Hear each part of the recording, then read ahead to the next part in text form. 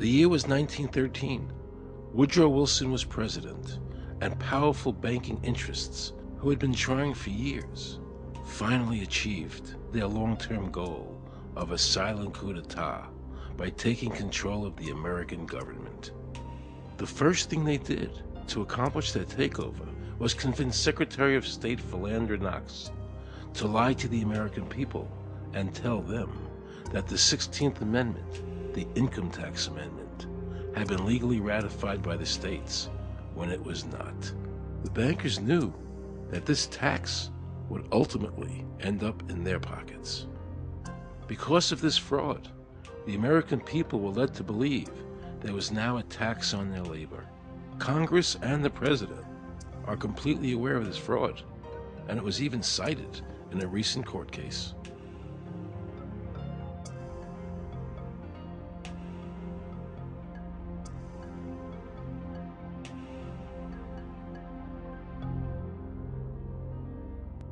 That very same year, the bankers committed their second and by far the most diabolical fraud ever perpetrated on the American people by bribing senators to pass the Federal Reserve Act without the required constitutional amendment.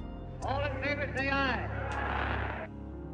They did this during Christmas vacation, when many senators were home celebrating the holidays with their families. And that's how the unconstitutional Federal Reserve Act came into being. They were very clever, and they understood that whoever issued the money for America would control the government. The bankers won, and the American people lost, because most politicians will sell their soul for $1. And now the Federal Reserve could issue dollars legally. As Mayor Rothschild said, "Give me control of a nation's money supply, and I care not who makes its laws." He knew that he and the other bankers would now control the laws of the nation. Government gave these bankers one of its most important powers, and now had to borrow money from them and pay interest to finance the government. So the American people were forced to lower their standard of living and pay a graduated income tax to the government, just so the government could give these bankers more profits.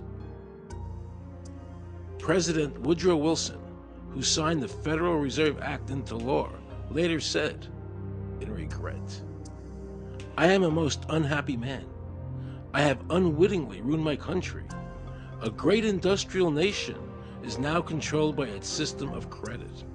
We are no longer a government by free opinion, no longer a government by conviction and the vote of the majority, but a government by the opinion and duress of a small group of dominant men."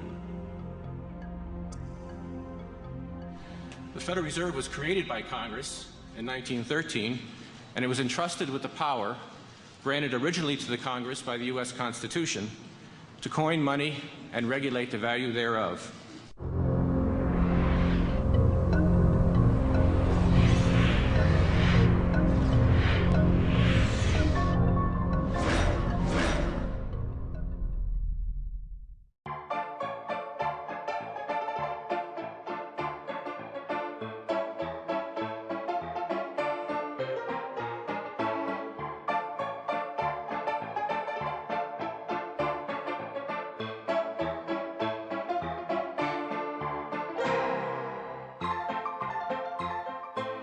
What's your name? Jan Crafting? Hi, Jen. I'm Aaron Russo. I produced the movie Is this a joke? Am I gonna No, make no, it that's look not a foolish? joke. Okay, good. No. I produced the movie Trading Places with Eddie Murphy and The Rose with Bette Midler, many movies, and I'm doing a feature film. And my film is about my quest to find out whether or not people pay income taxes. Do you pay an income tax? Yes, I do. You do? Yeah. Have you ever seen a law that requires you to pay an income tax? Have I ever read it? You mean in the page, black and white? No, no. So you pay the income tax, I assume? Of late. Well, actually, no, I didn't file last year, but Okay. I'm sorry, is this on film? No, I paid my tax. My question to you is, have you ever seen a law that says you have to pay an income tax?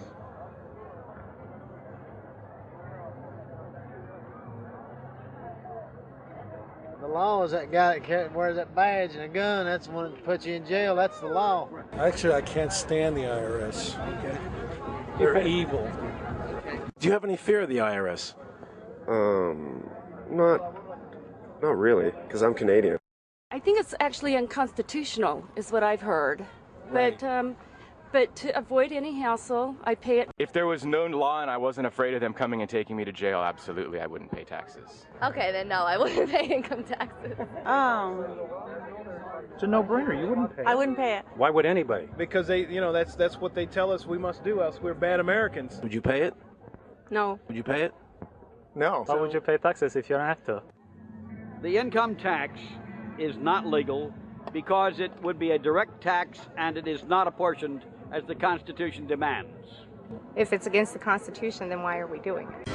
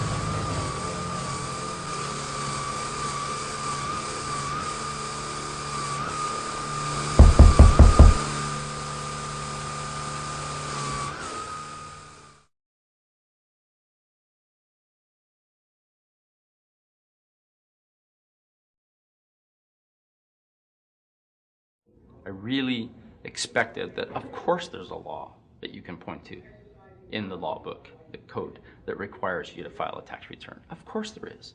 Maybe I don't know what it is right then as he was speaking to me, but sure. So naively, I agreed to go off and research it and get back to him.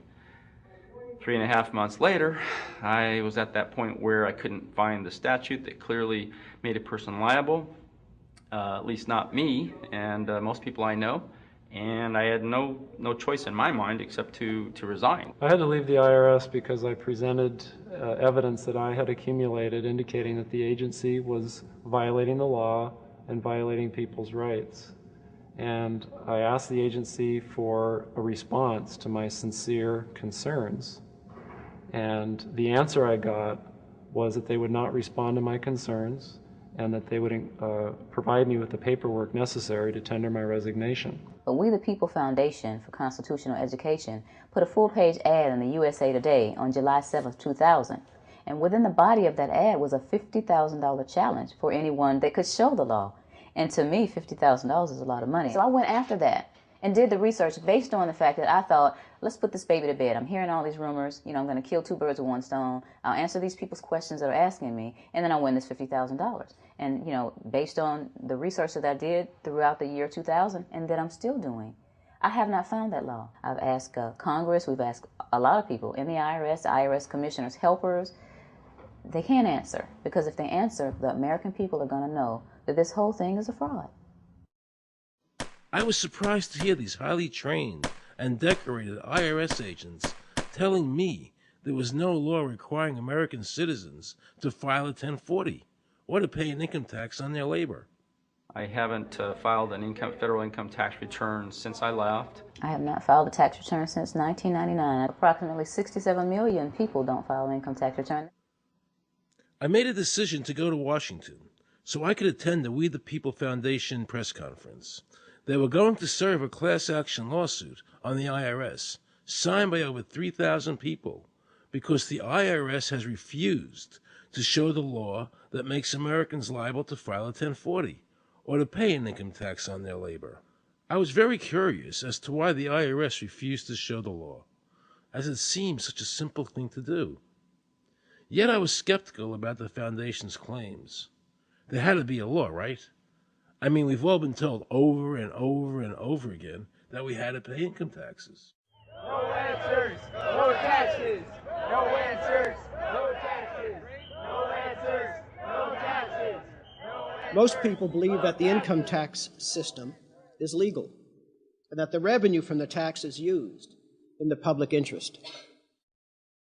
However, there is a substantial, conclusive body of evidence that proves that our income tax system represents the most pernicious form of tyranny. It is the greatest hoax ever perpetrated by government against the working men and women of America. American citizens, along with the Foundation, have been asking the IRS to specifically provide them with the underlying legal foundation upon which they administer and enforce the personal income tax laws in our country. At the national level, when people would attempt to contact somebody of a much higher authority, say the commissioner, same kind of thing. They would get answers that were in effect non-answers. There are a group of people standing outside today who assert that no law requires you to pay taxes and that you will not answer their petition to the government as to whether they're required to pay taxes. Are they required to pay taxes? I've been paying my taxes ever since I had my first job, and I think it's a fundamental construct of our nation that those of us who expect and demand the services from our government that the government provides, be they the protection of our country through the military, or be they the education of our children, or be they the protection of our environment, that we must pay for those services. So yes, I think there is a fundamental obligation, and that it's an understood and well accepted one.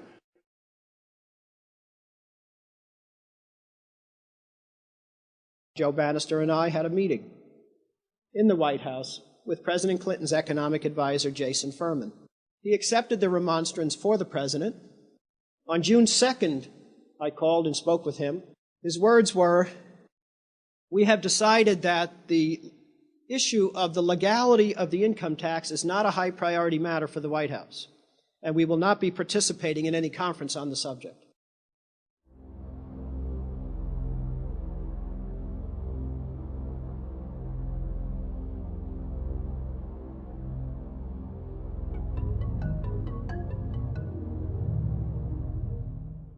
I decided not to eat until my death or until the government agreed to send their experts to meet with the experts from the tax honesty movement. And with the help of Congressman Bartlett, a deal was made. I'm very pleased that through these several trying weeks and now months, that we have secured the agreement of the IRS and the Justice Department, because some of the questions are beyond the purview of IRS, that they will both attend a public symposium where these issues can be formally addressed. Last Thanksgiving, DOJ and IRS notified Congressman Bartlett that they would not participate. Congressman Bartlett then waited until late January. He informed me that he would not be participating. Why do you think you've been able to get away with not paying or filing your income taxes for so long? Well, first of all, I've not gotten away with anything. I'm not hiding from anyone. I'm simply asking the IRS to show me the laws that apparently require me to do these things, and they are suspiciously reticent to answer questions from me. And of course, there are millions of other people, many other organizations who have attempted to get answers. They act very suspiciously when asked to simply sit down at the table with the American people and discuss what their obligations are. Rather than pulling up a chair, they pull out a club. As a matter of fact, David K. Johnston of the New York Times asked Terry Lemons of the IRS, "Why won't the IRS answer the questions set forth in the petitions from the American people?" Mr. Lemons' response was, "The government is answering the questions through enforcement actions in the courts." This is a very chilling remark on the government's use of brute force instead of civility and logic. The federal government itself refuses to provide the American people who are coercively being subjected to this extraction of their private property without any underlying legal justification. There is no law that requires the average American worker in the private sector to pay a direct, unapportioned tax on their labor and compensation for services. There is no law. The march will stop in front of the IRS building. They are now going to serve a class action lawsuit on the IRS. Very courageous. My name is Charles Bell. I'm here to serve this complaint on behalf of the American people to the Internal Revenue Service. The complaint is accompanied by an affidavit that's under the hand of Robert Schultz. Case was served. We'll call you with the case number. Case has been filed. We'll call you with the case number. Thank you. Okay, thank you. We appreciate your time. America, baby! Freedom! Today, effectively, the people have said to their servant government that that our rights are not going to be any longer denied, and that we're going to have answers to our petition, our legitimate, lawful petitions for redress of grievances, which are guaranteed in the First Amendment to our Constitution. So once and for all, we will get an answer. On August 31st, 2005, federal judge Emmett Sullivan ruled, the government does not have to answer the American people's questions, even though it is guaranteed in the First Amendment. Our courts have made a decision that government does not have to show the law that it enforces. And the press never reported on this. Have we given this judge the authority to overrule the Constitution, the very foundation of American life?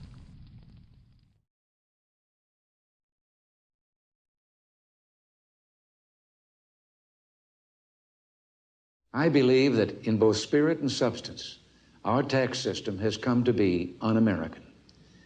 Death and taxes may be inevitable, but unjust taxes are not. The country's taxes must be fixed, and I know what to do with it. If you think you're paying too much now, just wait till I get through with it. Now, Mr. Hanley, I'd like to ask you something. What does the government do with all the money we give them in taxes? When President Reagan was elected, one of the first things that he did was appoint a blue ribbon panel of business people headed by Peter Grace, and is commonly referred to as the Grace Commission. And their job was to research all the various areas of the federal government and make a report. One of the quotes from the Grace Commission is, 100% of what is collected is absorbed solely by interest on the federal debt. All individual income tax revenues are gone before 1 nickel is spent on the services taxpayers expect from government. If we pay the salaries of the congressmen and the senators, we're supporting them, aren't we? Well, yes. Yeah. Well, then why can't we list them as dependents and deduct them? We've been brainwashed. People have been told, that you need this income tax system to fund government, which is absolutely ridiculous. I mean, my question is, well, if that's true, how did we fund government from 1776 to 1913? The main purpose of the income tax is not to raise revenue, but to redistribute wealth and to control society. A lot of people might say, well, gee, if there wasn't an income tax, what would happen to education? They don't understand that education is paid for the most part, out of state and local taxes, your property tax. People might say, well, how are we going to build and maintain our highways if there's no money coming into the government? We need our highways. There is a tax on every gallon of gasoline that people buy. Proceeds from the income tax do not pay for highway construction. The amount of money that we spend on defense is exactly equal to the amount of corporate income tax, which is quite legal and quite constitutional. I think we should not want the income tax for several reasons.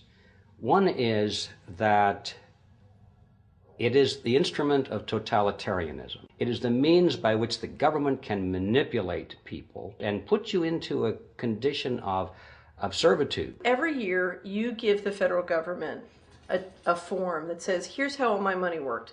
If you lie, you could go to prison. So you're required to give them a financial statement that under, the force of law could put you in prison if it's not impeccable, right? And under the law, they're supposed to do the same. They're supposed to give you back a financial statement that says, here's what we did with your money, except you comply and they don't.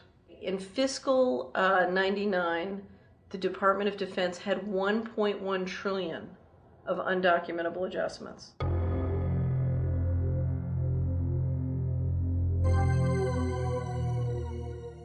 The following year, they had 2.3 trillion of undocumentable adjustments.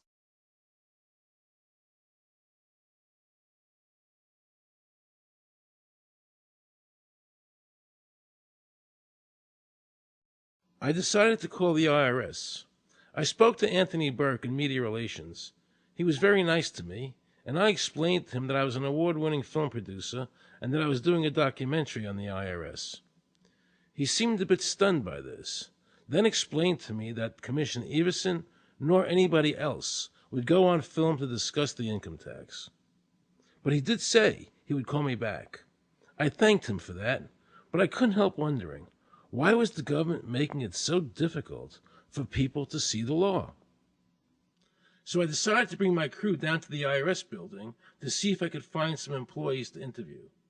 And here's what happened. I said you cannot film here, that's it. Who are you to tell me I can't film here? What's the law? Just tell me where the law is that says that. Can you show me the law that says I can't film here? Is America a free country? I told him they couldn't film here, and he's asking 9 million questions. I told him that's a federal government law. Hey, I told him he couldn't film here. He's telling me he's a citizen and all that. So I couldn't film him. I'm saying, where's the law that says I can't film here? And I'm asking another question, sir. Then Homeland Security showed up, because I was such a threat to Washington. You got a driver's license up? Yeah, I do. Put that away for me. After convincing Homeland Security I really wasn't Osama bin Laden, I kept wishing the IRS would allow me to interview somebody. Why wouldn't they show the law? What were they so nervous about? I began to have a frightening thought. What if it was our own government we had to be afraid of? With that disturbing thought in my mind, I went to see a group of tax experts. You can look through the statutes and look for the law that requires you to pay. And when you do that, you can't identify a law that requires the average person in America who earns a wage and works in private business to pay an income tax. The Constitution allows for two kinds of taxes. They're called direct and indirect. The federal government in the Constitution can tax almost anything, as long as it apportions the tax if it's direct.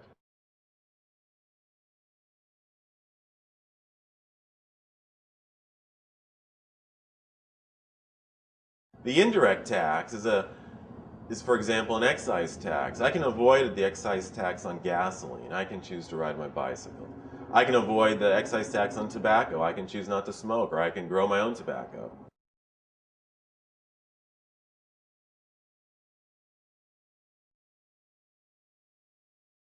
The income tax which is being applied now doesn't meet the criteria of either direct or indirect taxes.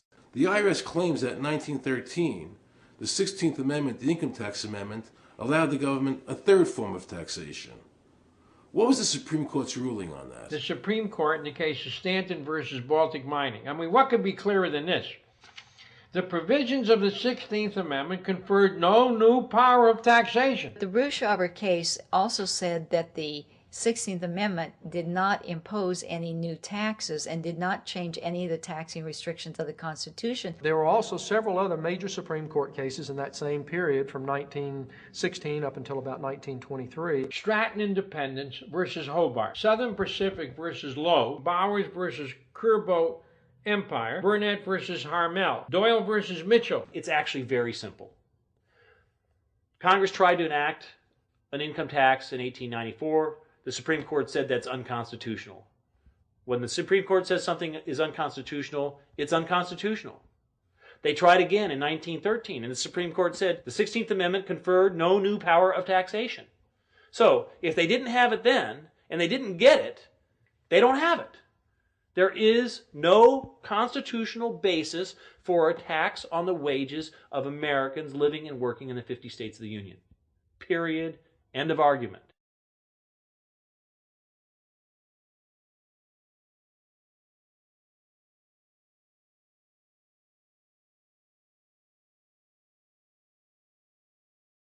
I have a letter here from Daniel Inouye's office out of the United States Senate that says, based on the research performed by the Congressional Research Service, there is no provisions which specifically and unequivocally require an individual to pay an income tax.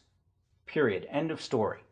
There is no law, and to date, nobody has been able to show that there is a law for the average American citizen working day in and day out to pay an income tax. The definition of income in the Constitution was given in the Eisner versus Macomber case, and it turns on gains or profits that are made from some activity. Doyle versus Mitchell, 247 U.S. 179, 1918. Here's what he said.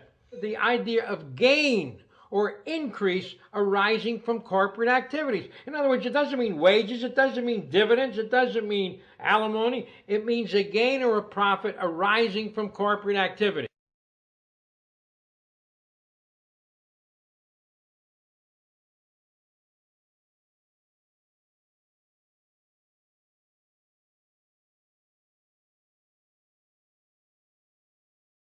These liens that are recorded against people by the government for tax liens are nothing more than allegations. They are non-substantive. They have never been determined by a neutral third party, such as a court, to have one shred of validity. If you ever get a notice of an audit or anything else, the first thing you should do is a Freedom of Information Act request for records that they're using to substantiate or justify the audit. There is nothing in the Internal Revenue Code that creates any such thing as an income tax evasion or crime. There's nothing in the code that allows IRS agents to seize property. The government is involved in judicial blackmail. The government knows that if it legally seizes somebody's property, that person doesn't have the funds and he can't even get a lawyer who can help him. I conducted investigations in the Title 18, the Criminal Code, the U.S. Criminal Code. And in there, the statutes and the regulations are very specific as to what's violating the statute. In the Internal Revenue Code, Title 26, there's nothing specific in there. I mean, even the FBI is feared the IRS. You have to understand that an agency which will unlawfully impose a tax that doesn't exist is not going to care.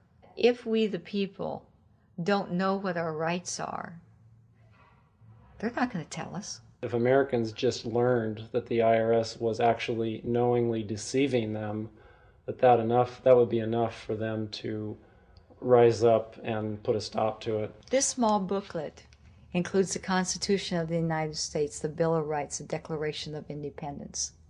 This is a document that every citizen should read. It's a document which freed an entire nation. This is the Internal Revenue Code.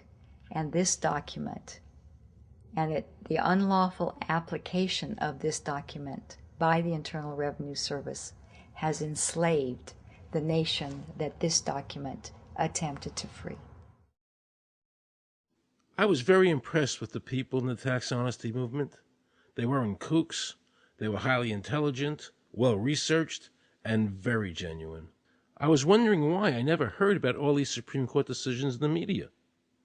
So I really wanted the IRS's point of view, because to get the true story, it was imperative I hear both sides. I kept wishing Anthony Burke would call me back. He seemed like an honest man. I then proceeded to call my message machine. Hi, this message is for Aaron Russo. This is Anthony Burke at the Internal Revenue Service. Let me suggest some people that you might want to think about talking to. One would be Don Alexander, who's a former commissioner who's here in town in Washington. Another would be Sheldon Cohen, who is both a former commissioner and former chief counsel. All those guys, I think, can answer your question about, where in the tax law it says that you have to pay taxes. Wow, good news, I thought. So I called Sheldon Cohen because he used to be the IRS commissioner. He wrote the tax code, and he was also general counsel to the IRS. He is a true expert, and I couldn't find a better person to answer my questions. He graciously agreed to my interview.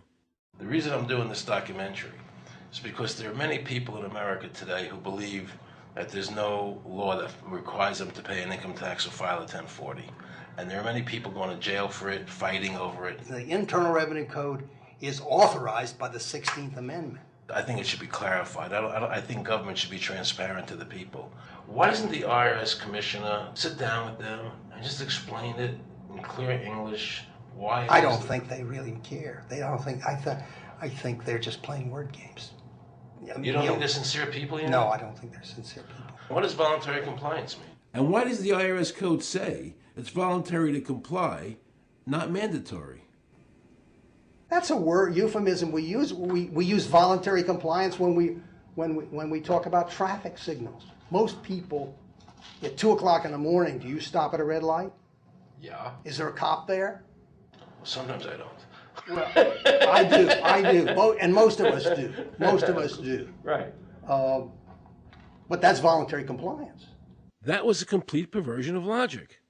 Traffic laws state that it is mandatory to stop at a red light. The IRS code says it's voluntary to comply. Mandatory and voluntary are the complete opposite of each other. Yet he wants us to believe that they mean the same thing.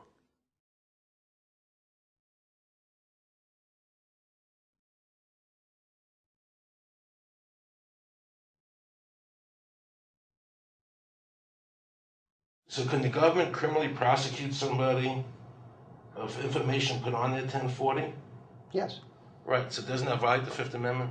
No. But the Fifth Amendment says I don't have to do anything that incriminates myself. Well, it doesn't incriminate you to put your income down. But you said before I could be put in jail for it. The commissioner wants us to believe that although the IRS demands that you fill out the 1040 and you can go to jail for it, that they are not violating your Fifth Amendment rights of self-incrimination. That is absurd. Isn't it true that the word income is not defined anywhere in the Internal Revenue Code?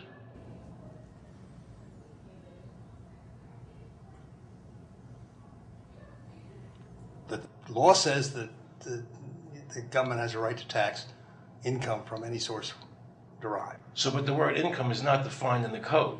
It just says income without a definition That's right. of what income is. That's right.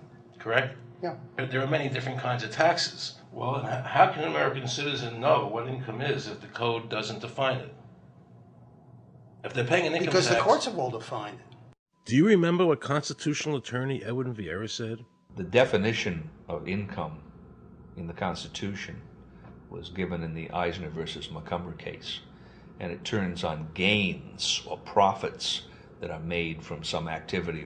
So the Supreme Court has ruled income is not wages, it's not labor, it's gain from corporate activity.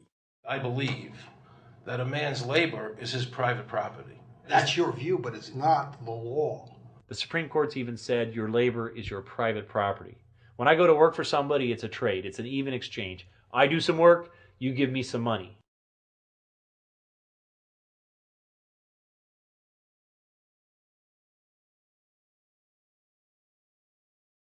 In 1916, we had the Bruce-Shaber case and the Stanton case. And the Bruce-Shaber case and the Stanton case said that the 16th Amendment gave the government no new taxing power. I'm not going to argue the niceties of that with you. And it came up again in a case called Peck versus Lowe, where the Supreme Court said the 16th Amendment did not extend Congress's taxing power to any new or accepted subjects. In other words, if you weren't taxable before the 16th, you weren't taxable after the 16th. Today I interviewed a juror, who sat on a case, and they found the person not guilty for lack of filing, okay? And I asked her why they found him not guilty. And she said because the IRS couldn't show us the law that made him liable to file a 1040. All they need to do, if there is a law, is to show us the law, which, of course, they never did. And the reason they didn't do it was why? Because there is no law. Title 26 requires you to file a return. But doesn't Title 26 have to be in compliance with the Supreme Court decisions? You're going to take a 1920 case and superimpose it on the whole Internal Revenue Code that was written after it? No, that's not. I can't believe what I just heard. Rewind.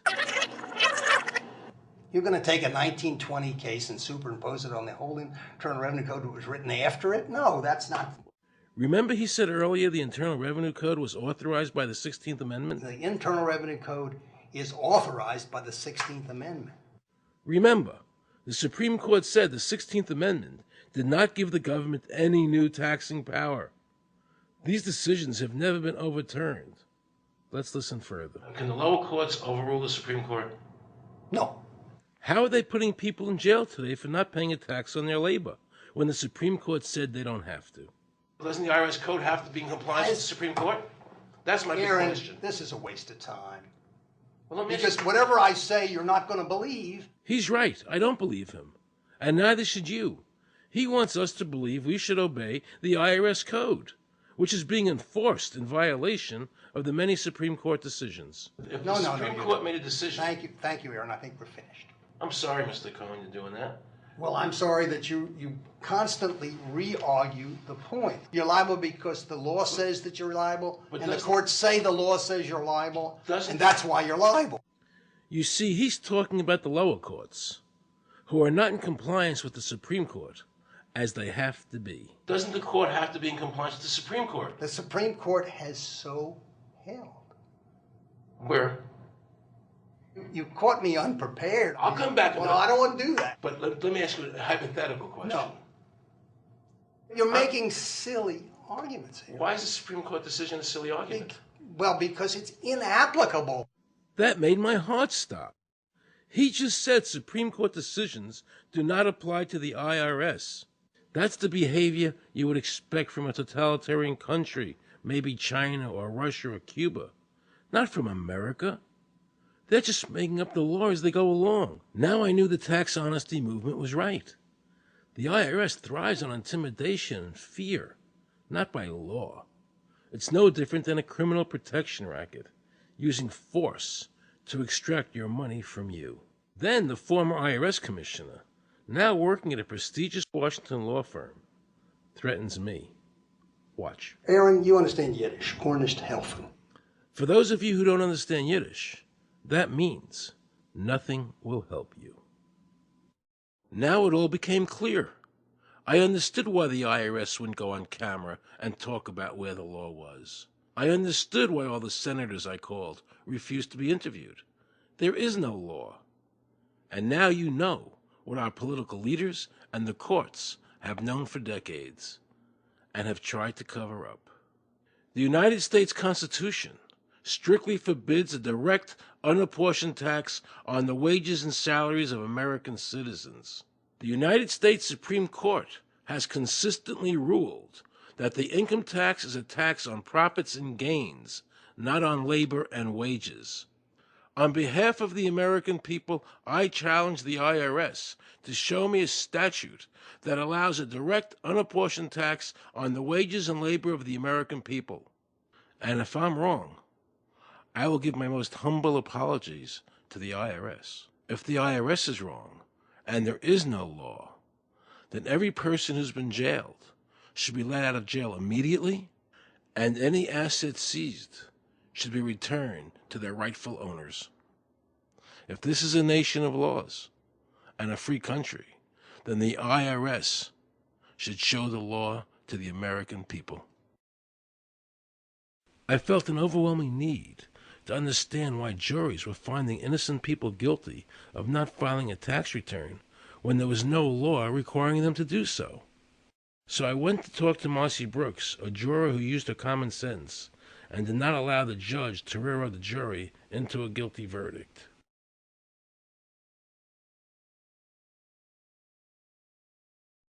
He was being tried for 4 counts of not filing his income tax. Okay. And our question was, well, what is to decide? Either he did or he didn't. It never occurred to us that he might actually be innocent while at the same time not filing. In the federal government, it is not a felony not to file taxes. Finally, they said, okay, if we're going to get this guy, we're going to have to put it in the state. They called up the IRS agent, Agent Craner. Craner? Yeah. Robert Craner? Mm-hmm. This is Ken Doherty, who's also an investigator with the Illinois Department of Revenue. This is a request for a copy of the delegation of authority order. Right, and I talked to my boss about that, and he said that my badge is that. Badge is the authority. I thought it had to be in writing. The last question that the defense asked him was, did you write any of this down? And Agent Craner looked right at him and right at us, and he said, "I never wrote anything down." And yet when we saw the video, there he was, writing notes, you know.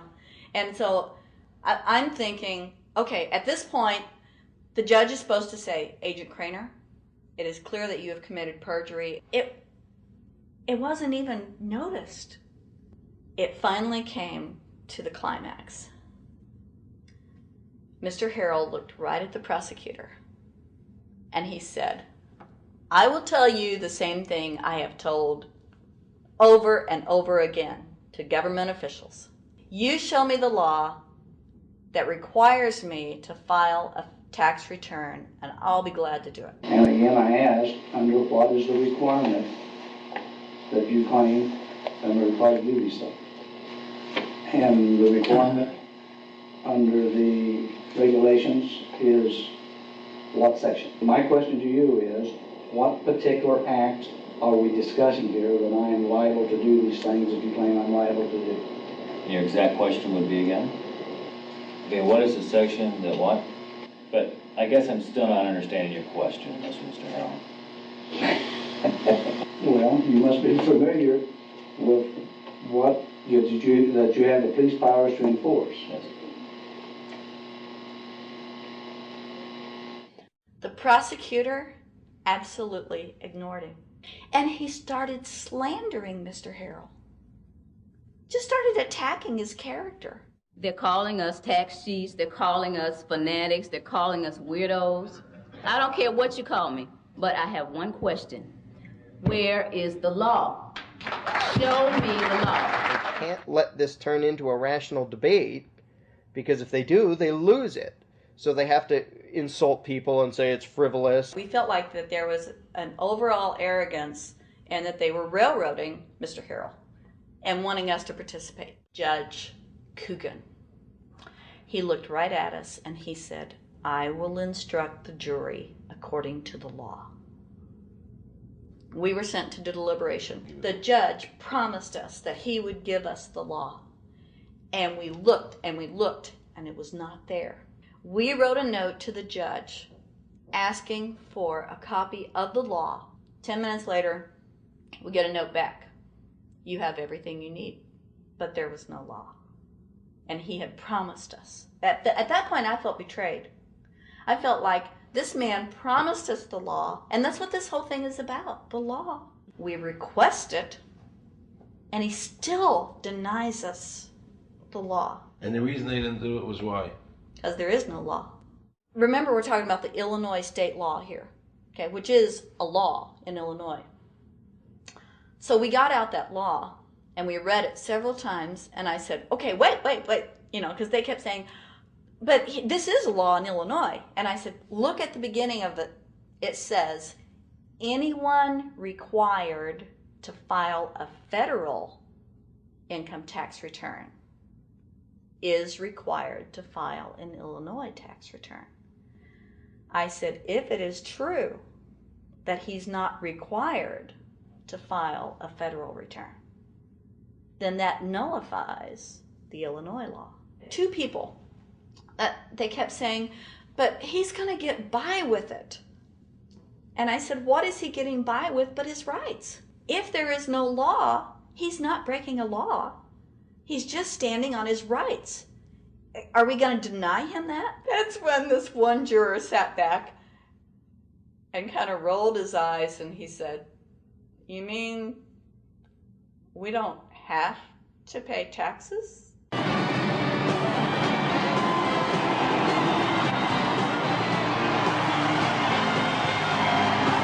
All of a sudden we realized that this trial was much bigger. And the ramifications of this trial were going to be so broad if it actually got out.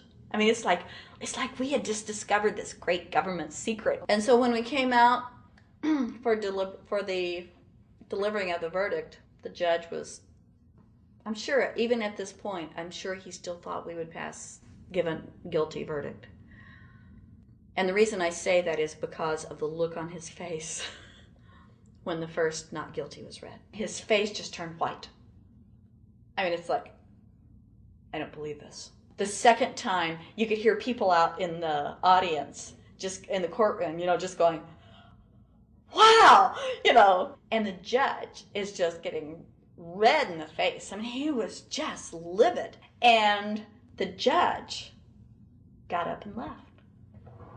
I sat there and I thought, this truly is a victory for the people. And I have never felt more patriotic. And I knew that we had done the right thing. I looked at that man, Mr. Harrell, and I thought, the system might not work all the time, but this time, for that man, it did. In November 2004, the government arrested former IRS criminal investigator Joe Bannister. They charged him with fraud for telling the American people the truth about the income tax laws. The jury obviously agreed with Joe. Well, it just showed Mr. Bannister to be honest and straightforward and working within the law. Vernice Kuglin, a Federal Express pilot, claimed there was no law requiring Americans to file an income tax. She also won in court. 24 people were criminally charged by the IRS because they claimed there was no law requiring them to file an income tax return. The fact is, neither the judge nor the prosecutor nor the IRS could bring that statute in there because it's not in the books. The jury came back with an acquittal for everyone. When the matter is put to the test, which means in terms of court and enforcement action, there is a 100% success rate in shooting down these arguments.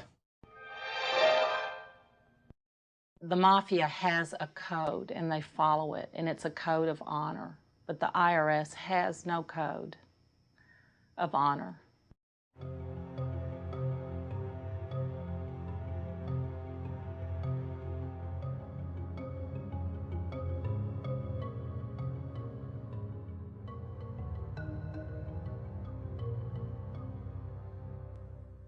Meet Judge Dawson, a federal judge presiding over the Irwin Schiff tax case, who denied Irwin the ability to prove to a jury that there was no law requiring Americans to file an income tax return.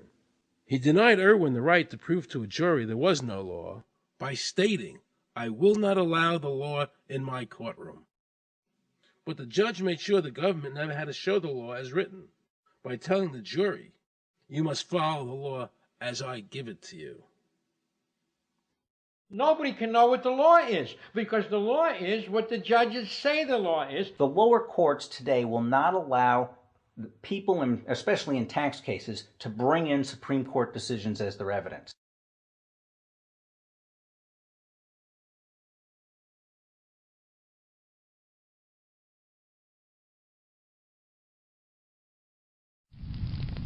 Here we have a federal judge railroading an American citizen by saying Supreme Court decisions are irrelevant.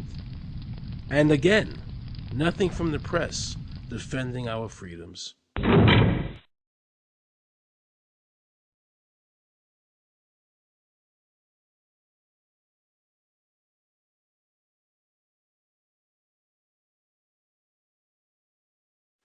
So if you ever find yourself as a juror on a tax case, be sure to ask the judge to show you the statute written by Congress that allows the government to tax the wages of the American people.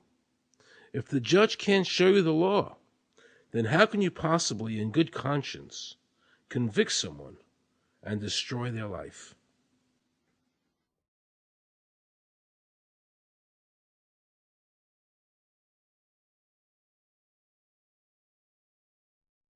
Let's see how the IRS treated one of America's greatest heroes, and someone I cherished as a child.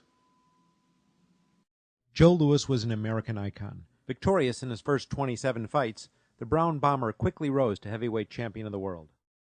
His 1938 knockout of German Max Schmeling, who represented Hitler's Aryan ideal, earned him the admiration of millions of Americans. Is watching carefully. Louis nudges him right to the body, a left hook to the jaw, and Schmeling is down. The count is 5. Right after Pearl Harbor was bombed, Joe had a title fight where he donated his fee to Navy War Relief. Well, I'm not working for nothing. I'm working for my country, and I think that's about the greatest piece of work that anybody can do. Well, I certainly agree with you for that, but you're turning over an awful lot of money. Well, we all turn over a whole lot for this country at this time. Joe volunteered for the segregated army and defended his title while in the service, this time donating his normal fee to Army relief. I'm only doing what any red-blood American would do. Since the checks were in Joe's name, the IRS taxed him on their full amount, even though he never saw a penny of it. At the end of the war, Joe was awarded the Legion of Merit. But what most people didn't know was that the IRS was charging him $50,000 a year in interest alone on his debt. When Joe's beloved mother died, leaving him $600, the IRS immediately seized it. They also confiscated all of his children's trust funds. Joe was forced to continue fighting until he was 37 and out of shape, just to pay off his ever-mounting debt to the IRS, which grew to $1 million, $100,000 a year just in interest. At the end of his life, Joe was forced to become a greeter at a Las Vegas hotel just to make ends meet. It was a shameful thing to see a man like him, great fighter, great human being humiliated and destroyed in this manner, because after all, when you owe Internal Revenue money, no matter what you have, they take away from you. And they took a lot away from Joe Louis.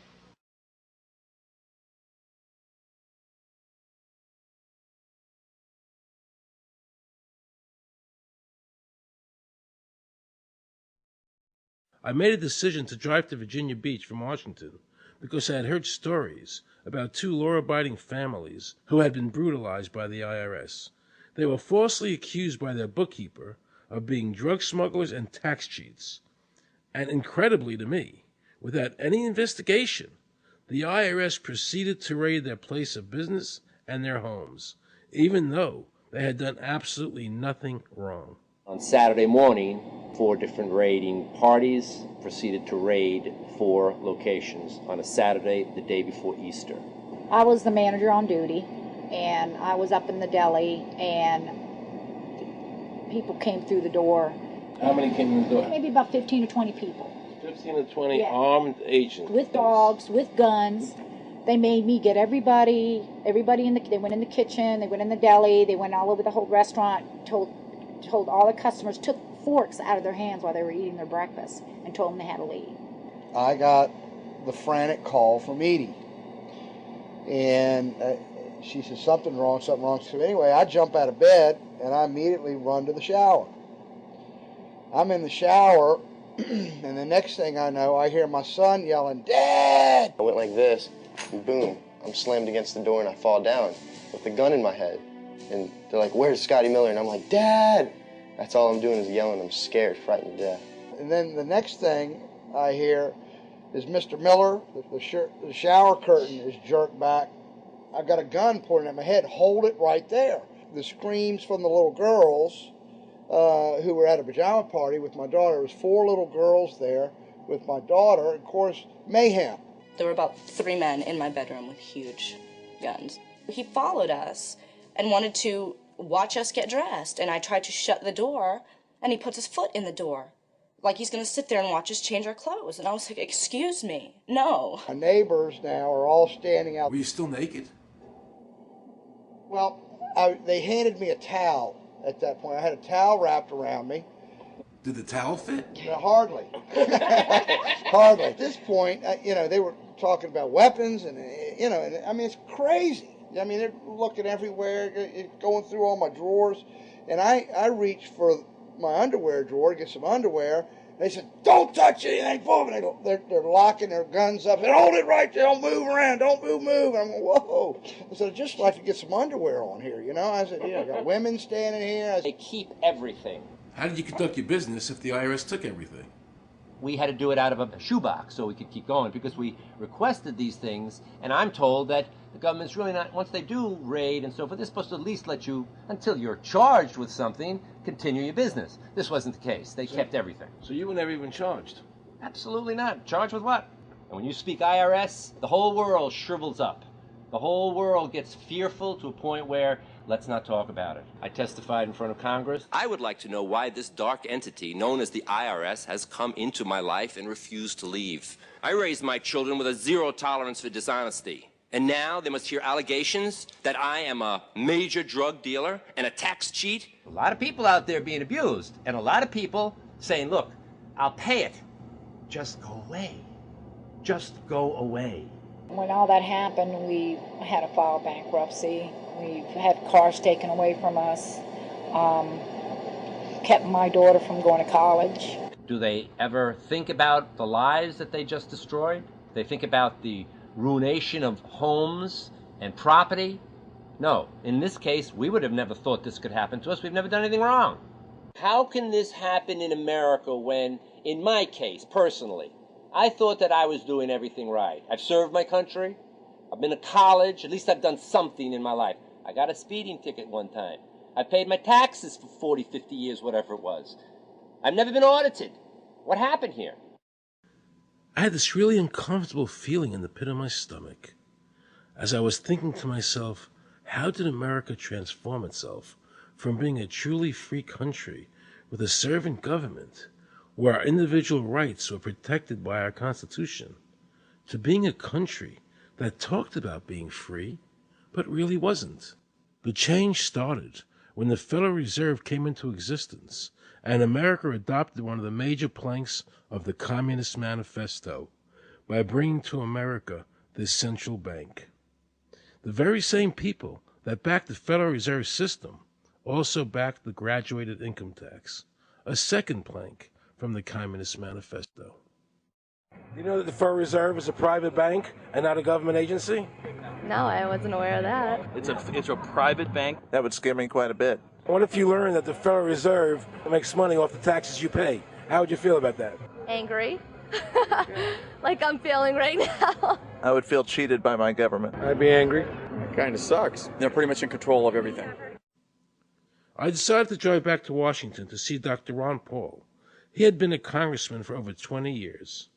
I had met him previously in 1998 when I was running for governor of Nevada, and I knew him to be an honest and sincere man, and I thought he'd be very helpful in letting me know what the future holds for the American people. Who owns the Federal Reserve? It's secret, and we can't find out what's happening. But the Congress created it, and it's not authorized in the Constitution. The government borrows money from a private corporation using the name Federal that prints United States on it, and then it pays back to the Fed, which is owned by private banks. We don't know who all those private banks are. The money that the government is paying back to the private bankers is the money that comes from you and me. Why in the world would the American government borrow money and pay fees on it when it has the authority to make the money itself interest-free? The Federal Reserve is no more federal than Federal Express. I've never seen a full list of ownership for the Fed. I don't think anybody has. The government works for a private bank, and the private bank works for its owners, the true masters. People talk to me about, the issue of Republican versus Democrat, as if they don't get it. And I say, look, here's the way you get it. It's organized crime. All you do is you call the Republicans the Genoveses, and you call the Democrats the Gambinos. The people at the top, they treat it like a crap game, like it's their crap game, like they're making lots of money. Occasionally, somebody at the table shoots each other, but the moment anything threatens their crap game, they all unite to protect it. They're both controlled by the same financial, economic, and corporate interests. Once the banks get into the picture and they form a partnership with the government gives them the legal power now to create bank-issued money backed by the coercive power of government to require everybody to accept that bank money. In the course of the last century, they have converted this nation from a nation of independent freeholders to a nation of employees. And they're just one step away from being serfs. Most people spend the great bulk of their money for taxes, interest, and inflation. And all of that money goes to these two groups that comprise the cartel and their partner, the federal government. It's not a coincidence. So if Congress used its legal authority to shut down the Federal Reserve System, the American people would be much better off. government should create, issue, and circulate all the currency. Creating and issuing money is the supreme prerogative of government and its greatest creative opportunity.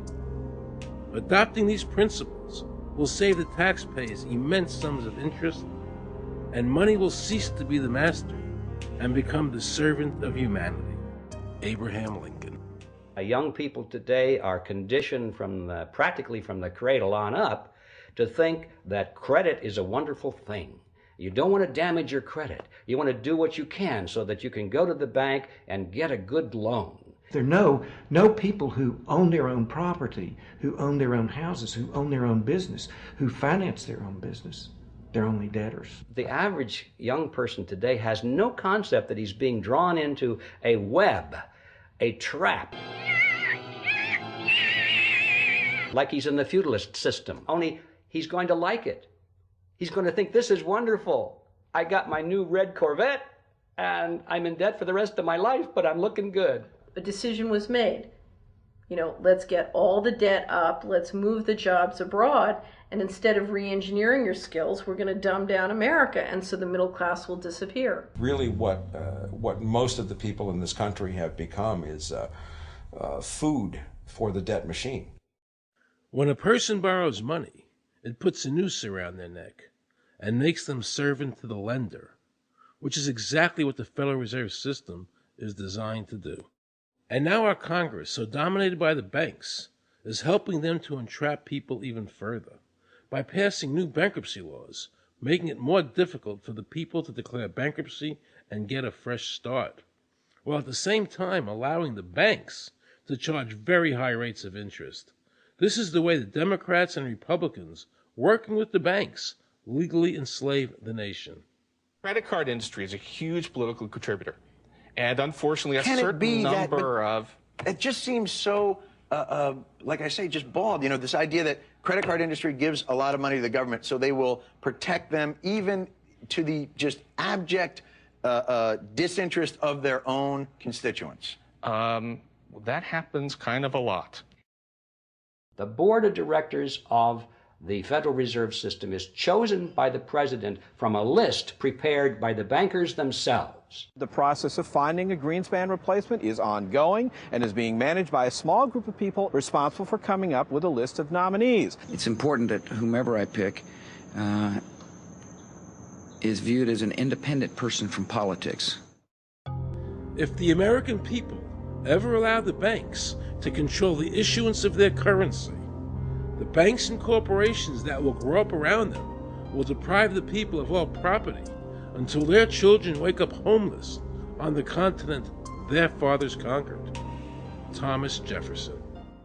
So the Federal Reserve is actually an illegal entity functioning within government. It's illegal, and what we have given to this so-called agency is the authority to counterfeit money. Do you have any points of view about the Federal Reserve and how the Federal Reserve operates? They just enter something on a computer. Oh, you need 20 billion today. Here's 20 billion, but they got that out of thin air. It came out of thin air, it goes to the Treasury then pays the bills. So it's no different than monopoly money.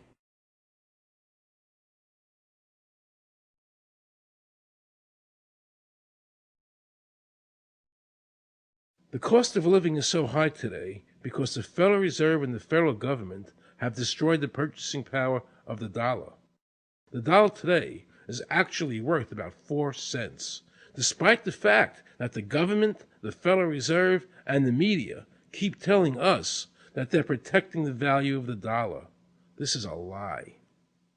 All countries who have ever attempted to create money on thin air, the currency is eventually destroyed. Why did we give a monopoly of creating money out of thin air to a private corporation? The result is exactly the same as if someone were picking your pocket every year, because that's exactly what they're doing. Originally, paper was a receipt which is used as evidence that the money exists. Over the years, of course, the government has disconnected the paper from the actual tangible substance, which is money. So now we have a piece of paper which is evidence of nothing. In the past, people were able to take their receipts, the paper, to the bank and get the real money, the gold, in exchange for the receipt. This limited the amount of money that could be printed, thereby protecting the purchasing power of your savings. You don't have to worry. That's good because I work 3 jobs and I feel like I contribute. You work 3 jobs? 3 jobs, yes. Uniquely American, isn't it? I mean, that is fantastic. In the absence of the gold standard, there is no way to protect savings from confiscation through inflation. There is no safe store of value. Gold stands as a protector of property rights. Alan Greenspan, before he went to work for the Federal Reserve System.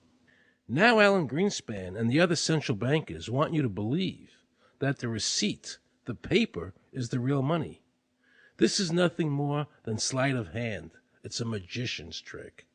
Because for them to maintain control over the government and the people, they have to convince you that this paper is really money.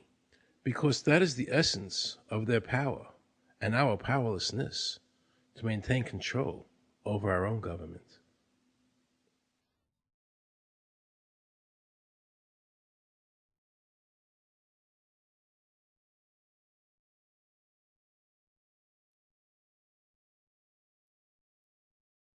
What happened to the gold in Fort Knox? Nobody really knows. When I served on the Gold Commission, I asked them to really, do another audit. I remember it was 15-2. They said, we don't need to audit the gold. It's supposed to be the American people's gold, and so we would like an accounting to tell the American people what is there. I've been told that the Federal Reserve has taken control of the gold as collateral for the dollars they print. They list gold on their balance sheet. How could the Federal Reserve, this private bank, list gold on their balance sheet? They claim they're holding that for the Treasury. So that puts private bankers in control of the American gold. They could have taken all of America's wealth. That's a possibility. Shouldn't the Congress stand up and say, where is the American people's gold? They're not audited. They control the money of America, and it's not audited? There is no audit. Wait a second. Doesn't the Federal Reserve work underneath the Congress? Congress ignores their responsibility to do any oversight. The president really has no control, nor does the Congress have any control over this cartel. It just has the appearance of control. In the final analysis, the Federal Reserve bankers, with the help of the Democrats and Republicans in Congress, have swindled the American people. They have taken the true wealth of America, the gold, and given us a piece of paper in return. And again, not a word from the press. These frauds are going to continue until Congress is no longer intimidated by the Federal Reserve bankers, and Congress uses their legal authority to shut down the Federal Reserve System and to stop this loss of our freedoms. Is there a law that requires people to file a 1040? Not explicitly, but it's certainly implied. Well, implied by force. Yeah. But is there a law? I can't cite a law, no, I cannot. But, if they think it's the law and they have all the guns, it's an authoritarian approach. Well, yeah, but that's authoritarianism. Yeah. That's not a country run by law. Do you think America is going deeper and deeper into becoming a police state? And if so, in what ways do you see that as a congressman? Yeah, I think we're moving in that direction because there's not much we can do without permission. The absence of a police state is that people are free, and if you don't commit crimes, you can do what you want. But today, you can't open up a business, you can't develop land, you can hardly do anything. You can't go to the bank, you can't go to the doctor without the government knowing what you're doing. And they talk about medical privacy, that's gone. Financial privacy, that's gone. The right to own property, that's essentially gone. So you have to get permission from the government from almost everything.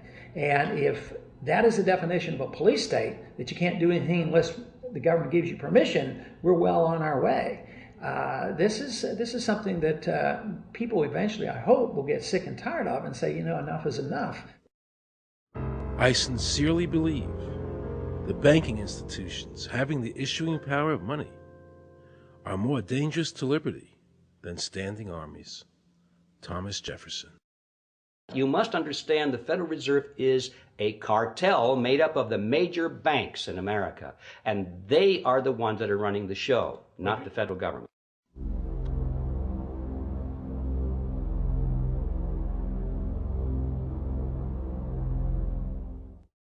the powers that be behind the system, the financial interests, are able to exercise a disproportionate amount of influence on not only the economic structure of the country, but the political structure.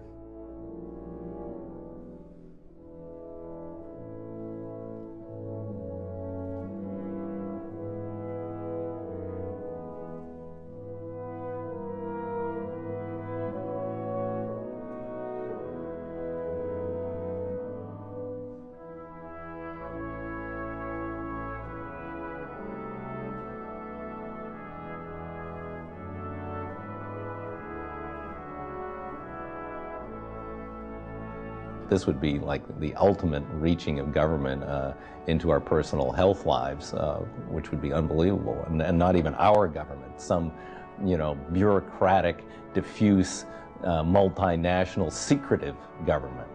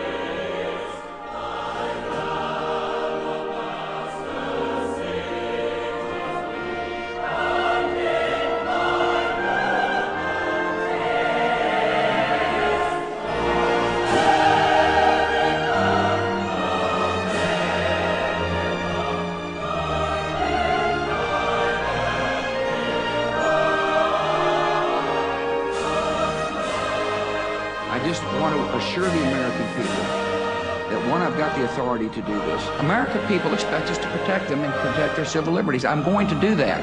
Preserve, protect, and defend the Constitution of the United States. The Constitution of the United States. So help me God. So help me God. So help me God.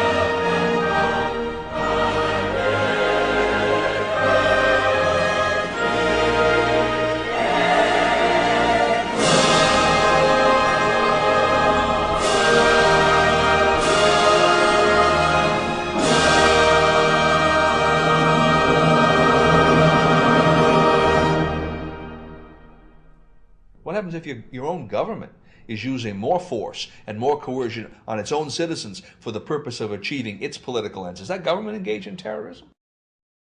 Now let's watch the government add insult to injury to the people of New Orleans. No one will be able to be armed. We will take all weapons. That happened today in this wealthy neighborhood where homeowners had armed themselves to protect their mansions. Residents were handcuffed on the ground. In the end, police took their weapons but let them stay in their homes. Wasn't that kind and generous of the government to allow people to stay in their own homes? How thoughtful. Of course, they couldn't defend themselves from looters. For many of the police and guard troops, it is an uncomfortable job to do this in an American city. You never expect to do this in your own country. Walking up and down these streets, you don't want to think about the stuff that you're going to have to do. We are losing our right to property. The government is getting more pretexts to seize it, using the power to confiscate it with eminent domain. The asset forfeiture laws have proliferated. It's easier for the prosecutors to come in and make an accusation against you and confiscate your property even though they have no evidence that you've done anything wrong. Guilt or innocence doesn't really matter that much because it's very convenient for the government. Unfortunately, what is being sold to the American people today as Americanism, if you peel off the label, you find so much similarity to what we were fighting against when we were fighting communism and Nazism and fascism. The government's now putting a national ID card together and they want checkpoints. We will be carrying our papers, and they have recommended there'll be checkpoints throughout the country. Isn't that what Nazi Germany did that everybody in America was against? Papers, please. May I see your papers? May we see your papers? I don't think I have them on me. In that case, we'll have to ask you to come along. Wait, it's possible that, yes. Here we are. These papers expired 3 weeks ago. You'll have to come along. Halt! Halt!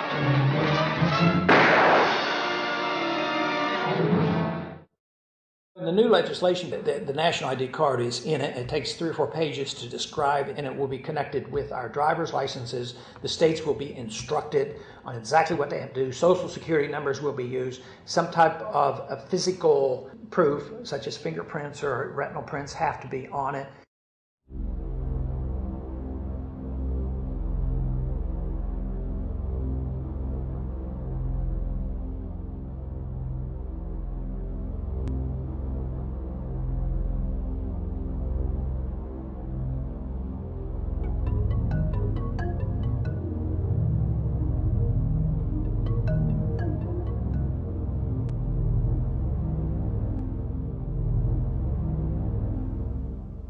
It is time to wake up, America. These ID cards are not about defeating terrorism, but they are all about controlling the American people. I arranged an interview with Catherine Albrecht, a leading authority on the RFID chip. Her book entitled Spy Chips is the definitive book on this subject. I wanted to find out just how dangerous these chips are to our liberties. RFID is a technology that uses tiny computer chips the size of a grain of sand or even smaller, hooked up to miniature antennas to transmit information about items at a distance. Back in 1999, Procter & Gamble, Gillette, and MIT got together to find a way to commercialize this technology and make it small enough, make it efficient enough, and make it low cost enough to, essentially, their dream is to put one of these tiny computer chips on every physical item manufactured on planet Earth. The latest technology for identifying people at the point of sale, for identifying people when they make purchases, is actually the implantable chip that you can actually embed directly into human flesh. It's a tiny glass capsule about the size of a grain of rice. It contains an RFID computer chip with a coiled antenna, and it can transmit information also at a distance.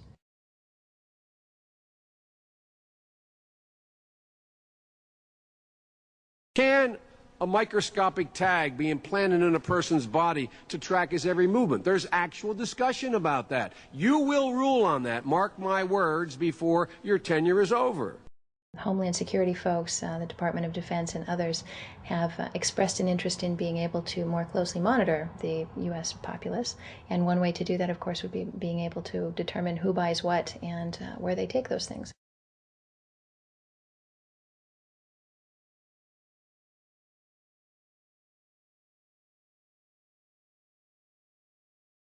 Radio waves can travel through walls, they can travel through wood, they can travel through the things we normally rely on to protect our privacy.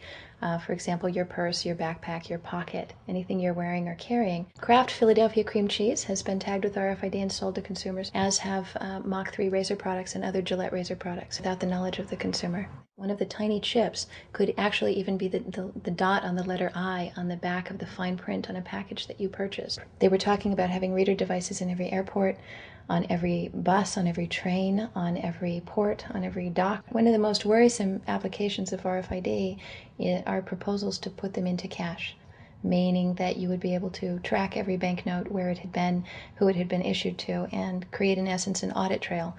That would essentially take away the anonymity of cash that we now enjoy today. The ATM machine itself, as the money came through the roller device, would be reading each number, and they would know who you are because, of course, you identify yourself at the bank before you take money out. And down the road, when you go to pay at a major retailer, it would also be possible for them, as they're putting the money into the cash drawer, to simply feed it through a little reader device. It would go in, it would tag that number and transfer possession from Aaron Russo, say, to Walmart. Once everything you do is tied down to a single number and there is no longer the ability to pay with cash, then all it takes to render you a non-citizen is to simply turn that chip off. You will no longer be able to really participate in any function in society, including buy food. So through the implementation of the Federal Reserve System, the American citizen has gone from being a private individual who had real money, gold, in his possession that was private, to a citizen who has no privacy because all money is now being digitized. They can deduct whatever amount of money they want out of your digits whenever they want. They can trace you whenever they want. You'll be at their mercy.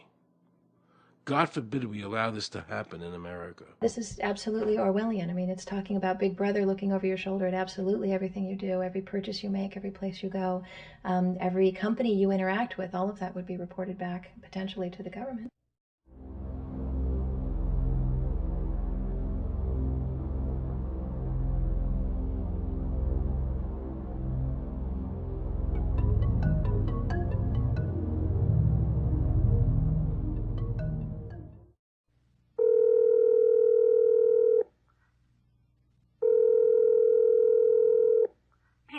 Guaranteed hot in 30 minutes or it's free. This is Mary. May I take your order? Hi, Mary. Yes, I'd like to order. Is this Mr. Kelly? Yes? Thank you for calling again, sir. I show your national identification number is 610-204-999-8-45-54610. Is that correct? Yes. Thank you, Mr. Kelly. I see you live at 736 Montrose Court, but you're calling from your cell phone. Are you at home? I'm just leaving work, but I'm... Oh, we can deliver to Bob's Auto Supply. That's at 175 Lincoln Avenue, yes? No, I'm on my way home. How do you know all this stuff? We just got wired into the system, sir. Oh, well, I'd like to order a couple of your double meat special pizzas. Sure thing. There'll be a new $20 charge for those, sir. What do you mean? Sir, the system shows me that your medical records indicate that you have high blood pressure and extremely high cholesterol. Luckily, we have a new agreement with your national health care provider that allows us to sell you double meat pies as long as you agree to waive all future claims of liability. What? Do you agree, sir? You can sign the form when we deliver, but there is a charge for processing. The total is $67 even. $67? Well, that includes the delivery surcharge of $15 to cover the added risk to our driver of traveling through an orange zone. I live in an orange zone? Now you do. Looks like there was another robbery on Montrose yesterday. You could save $48 if you ordered our special Sprout Submarine Combo and picked it up yourself. Comes with tofu sticks. Those are very tasty, sir. Good value, too. But I want double meat. Well, I'm sure you can afford the $67 then. You just bought those tickets to Hawaii. They weren't cheap, eh? Oh, but I see you checked out the budget beach bum at the library last week. Up to you, sir. All right. I'll get the Sprout subs. Good choice, sir. Gotta watch that waist if you're hitting the beach, eh? 42 inches. Wow. Man, I'd say tofu and Sprouts is, like, required. That's how much? Just between you and me, there's a $3 off coupon in this month's Total Men's Fitness magazine. Your wife Betty subscribes to that, right? Anyhow, clip that and it's $19.99 even. Whoa, looks like you maxed out on all your credit cards. Bring cash, okay? Have we become so controlled and so ignorant about our rights that big institutions and big government can do whatever they want with us, even without our approval? I knew for certain the Founding Fathers would resist to the death what is happening in America today. And I, for one, will not accept a national ID card. And if nobody accepts a national ID card, and nobody can board a plane without one, then let the airlines go bankrupt. And if you can't open a bank account in a big money center bank, then open an account in a small local bank. And if we can't walk into a federal building, I personally would consider that a blessing. Don't allow these institutions to dictate to us how we conduct our lives. This is America, and we have free choice. We the people have all the power, not the government. Government gets its power from us, not the other way around. Think of all the men and women who died in all our wars, fighting for freedom, not Federal Reserve bankers. Do you think they sacrificed their lives so that Americans can be chipped like a dog? So we could all have a homing device inside us? No. This ID card is the last step before they implant us. And that's precisely the reason nobody should accept one. And do you know what they're going to do? They're going to call in the propaganda machine, the media, and try and sell this as if it were in everybody's best interest. We're working on a product that we have called internally a PLD. PLD stands for Personal Locating Device, which is an implantable GPS for which our company owns a patent. The hybrid of the two of these products, being Digital Angel and Verichip is what we call PLD. PLD should be in prototype form by the end of this year, by December of 2002, and we are already working with the Food and Drug Administration as well as legislative agencies with these products and ultimately with the PLD.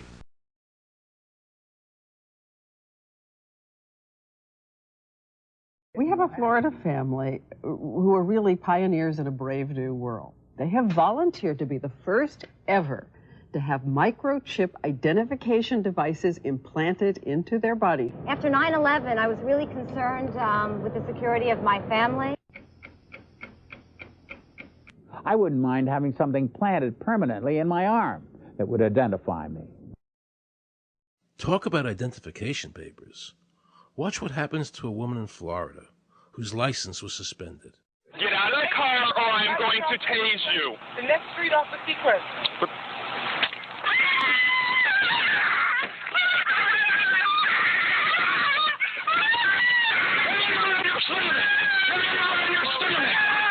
On your stomach. Do it now. Put your hands behind your back. Do it now.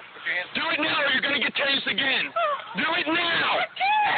Do it now. On your back. Put your hands behind your back.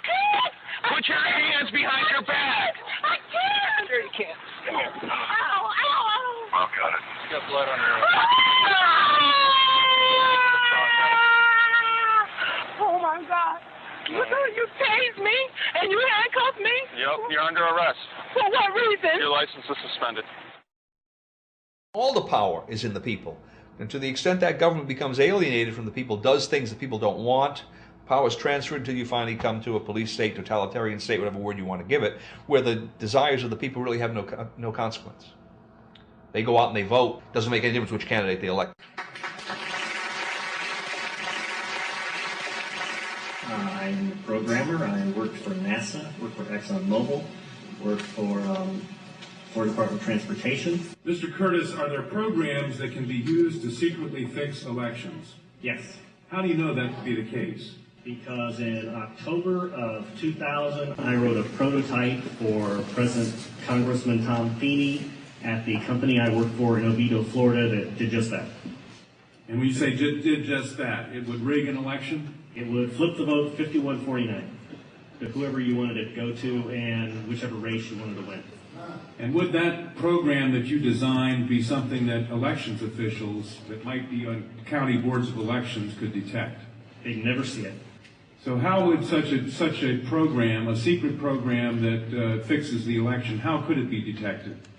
You would have to view it either in the source code or you'd have to have a receipt and then count the hard paper against the actual vote total. Other than that, you won't see it.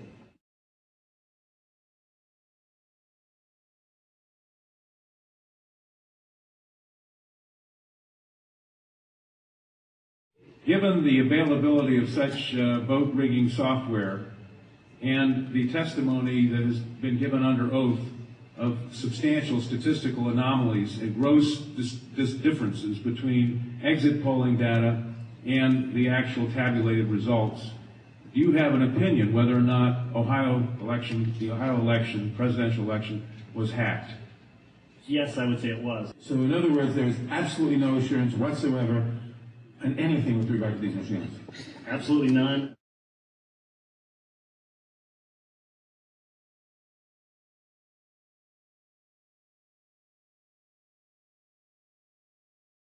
Anybody who trusts electronic voting machines should have their head examined.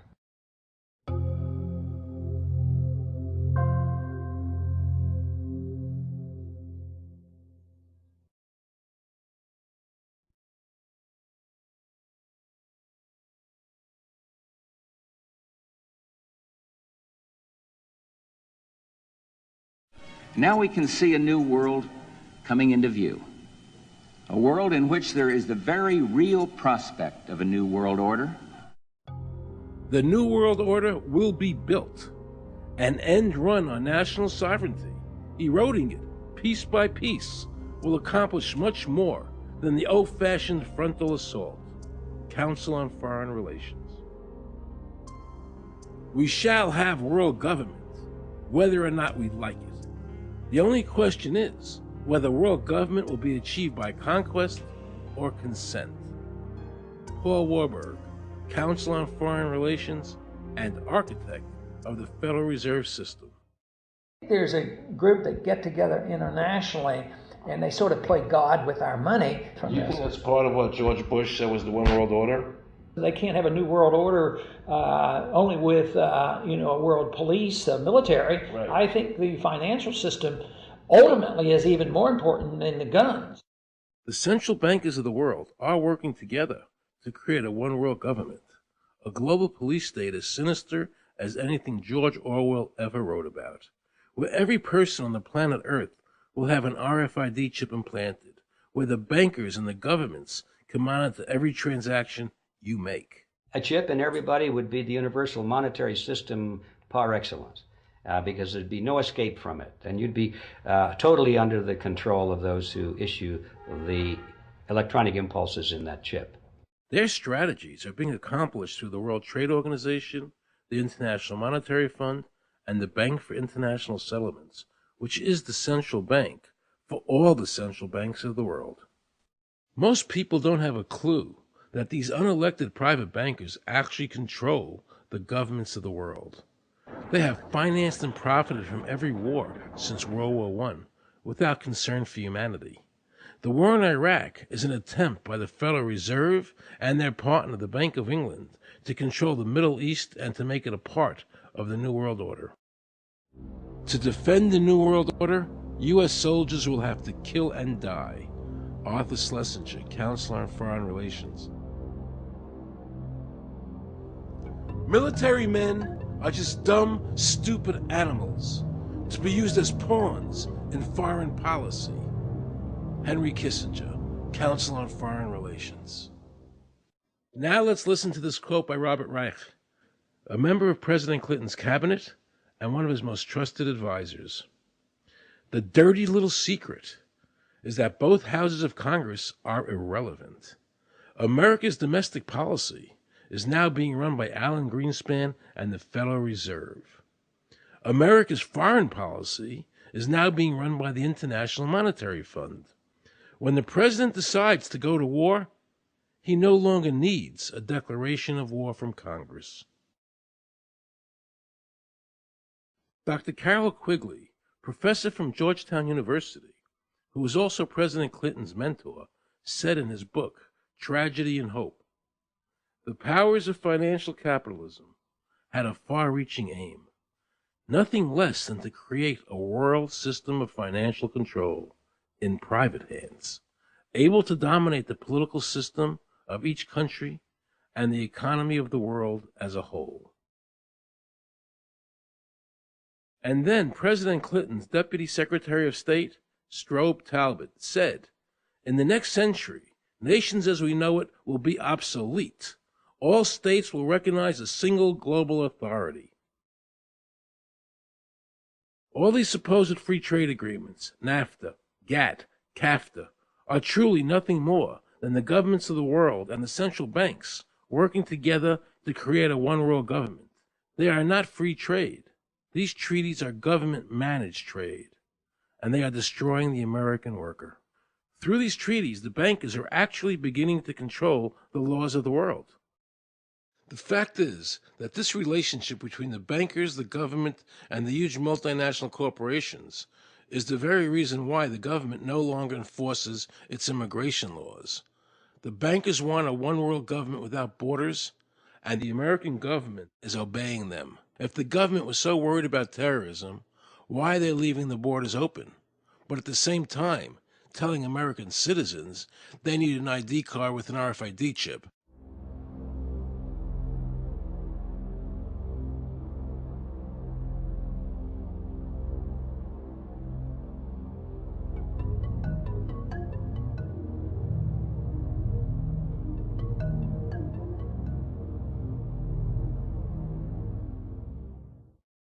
The Bush administration's open borders policy and its decision to ignore the enforcement of this country's immigration laws is part of a broader agenda.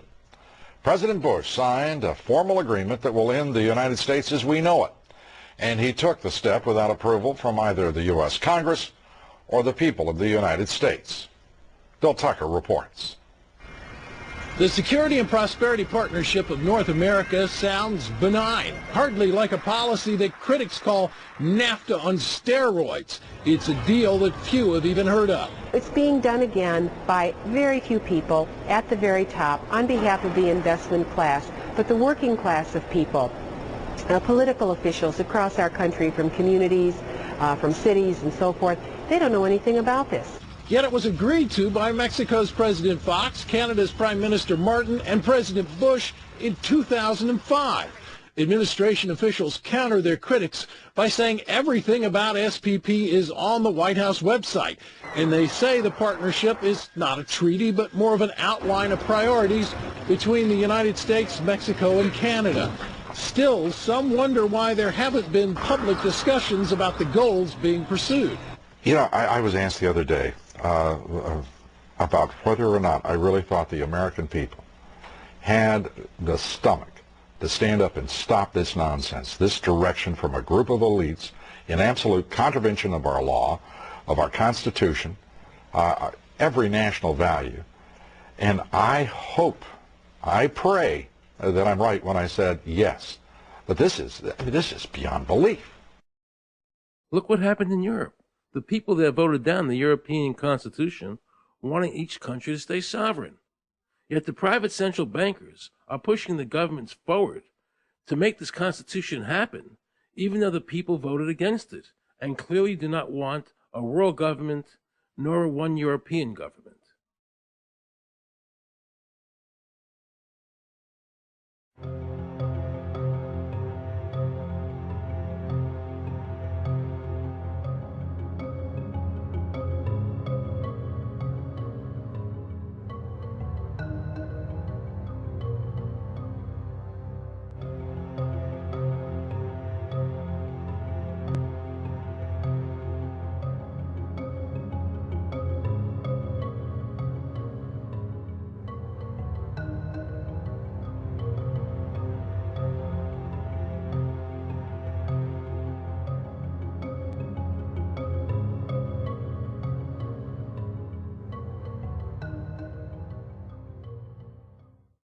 Now pay close attention to this quote by David Rockefeller, and you'll understand what is happening in the world today and where the American people are heading as a nation.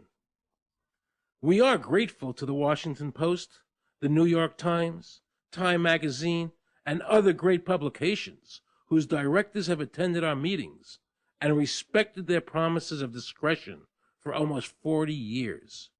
It would have been impossible for us to develop our plan for the world if we had been subjected to the lights of publicity during those years. But now, the world is more sophisticated and prepared to march towards a world government. The supranational sovereignty of an intellectual elite and world bankers is surely preferable to the national autodetermination practiced in past centuries. David Rockefeller, a member of the Council on Foreign Relations, actually believes that we would be better off if he and his bank of friends ran the world.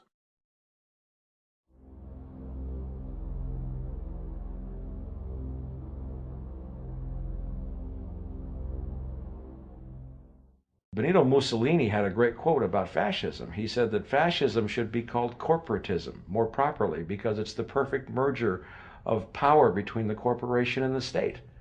That's how we define fascism. And that's what we're seeing here. The media controls the information that a person gets. In various ways, they can make sure that the average American watching the tube or reading the newspaper is going to come out with a certain mindset. He's going to say, this is good, that's bad, and that's all they have to do. You look at the ownership of corporate media in this country. Who owns CBS? Viacom? Who owns NBC? GE? Who owns ABC? Disney? Americans have been taught to expect their salvation from government instead of recognizing government as the most dangerous threat they'll face in their lives. And the United States putting together a constitution now for Iraq. You know, why don't we just give them ours? I mean, think about it. It's served us well for over 200 years, and we don't appear to be using it anymore, so what the hell?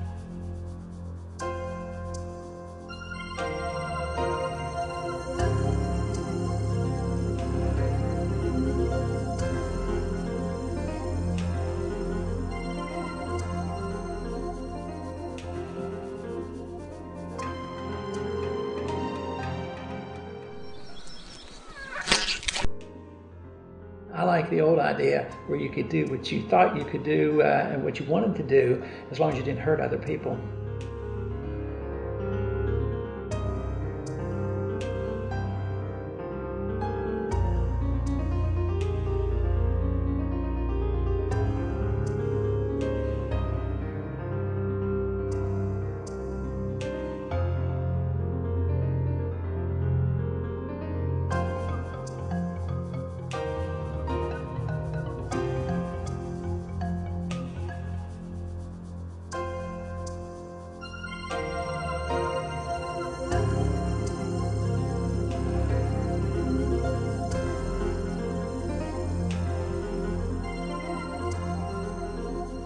I think that the ultimate choice that's being presented to mankind is that it's time to either evolve or perish. Grow up or die. Become adults. Act like adults. Take some responsibility.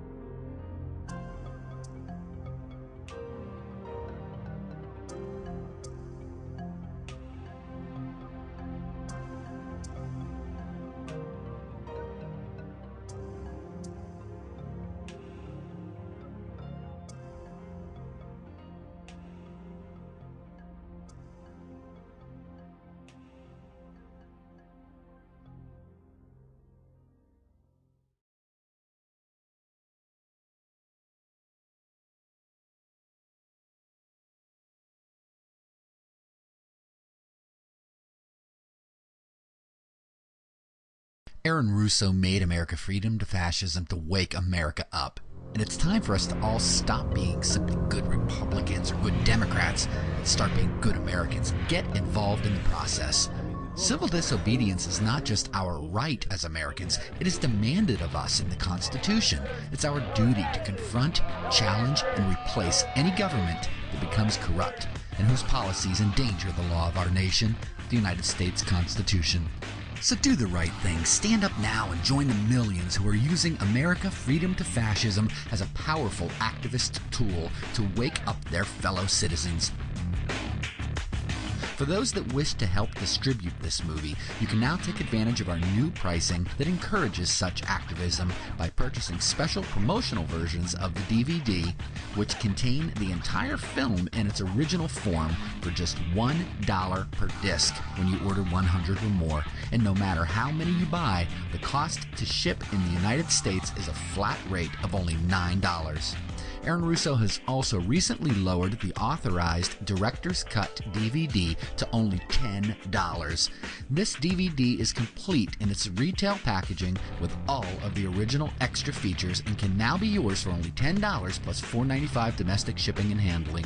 This offer is open to the general public. No need to be a member of AFTF to take advantage of these special prices. Visit www.freedomtofascism.com today to purchase your Director's Cut DVD for only $10 or place your bulk order of activist DVDs for only $1 per disc and help us restore the Republic.